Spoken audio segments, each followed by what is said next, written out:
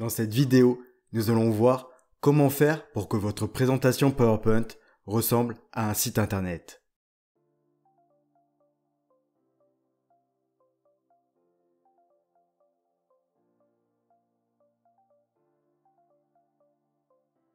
Pour aller un peu plus vite, j'ai déjà créé les diapositives. Il y a la première diapositive qui sert à présenter les 3 bagues, et pour chaque bague, j'ai créé autant de diapositives que j'ai de photos. Pour la première bague, j'ai 3 photos. Donc, il y a 3 miniatures et il y a une diapo qui montre un agrandissement de chacune d'entre elles. On va commencer par faire apparaître une image quand on passe la souris sur l'une des photos des bagues.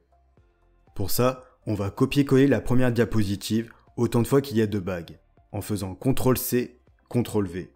Puis, on va aller sur la deuxième diapo et on va faire Insertion, Zoom, Zoom de diapositive, et on va sélectionner la première diapo qui présente la bague. On clique ensuite sur Outils du zoom pour enlever la bordure. On met l'image sur la première photo, on l'agrandit pour lui donner la même largeur, et on la met au milieu de la photo. On va ensuite sur la diapositive suivante pour faire la même chose avec la deuxième bague.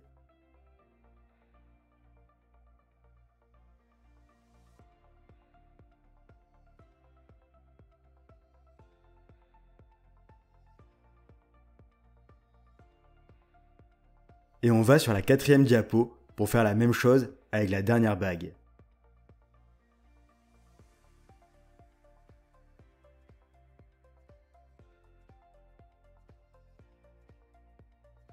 Une fois que c'est fait, on retourne sur la première diapo, on sélectionne la première photo et on fait Insertion, Action, pointer avec la souris, créer un lien hypertexte vert et on choisit la diapo avec le zoom de la première bague.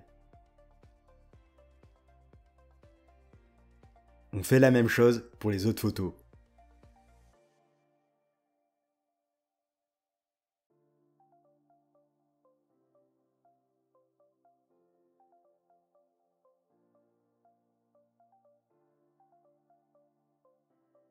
Et on fait la même chose sur les 3 autres diapos.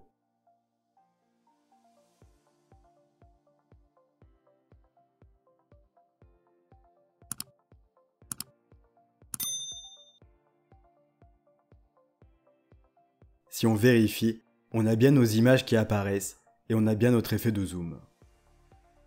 Maintenant, on va voir comment passer d'une photo à l'autre en cliquant sur les miniatures. On va aller sur la première diapo qui présente la première bague.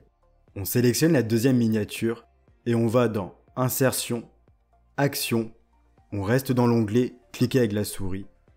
On sélectionne Créer un lien hypertexte et on laisse Diapositive suivante puisqu'elle correspond bien à la deuxième photo. On sélectionne ensuite la 3e miniature, on retourne dans Action et on sélectionne la diapo qui correspond à la 3e photo. Et on fait ça pour toutes les diapos suivantes.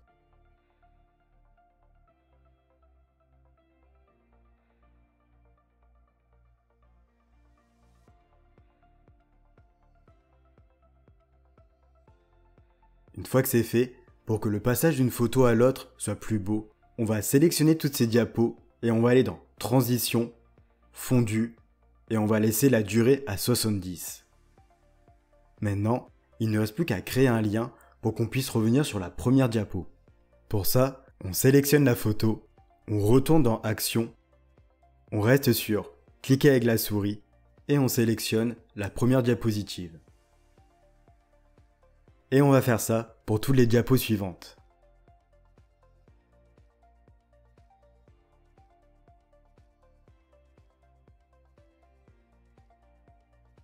Et pour finir, on va sélectionner la première diapo et on va aller dans Transition, Fondu et on va mettre 1,5 en durée.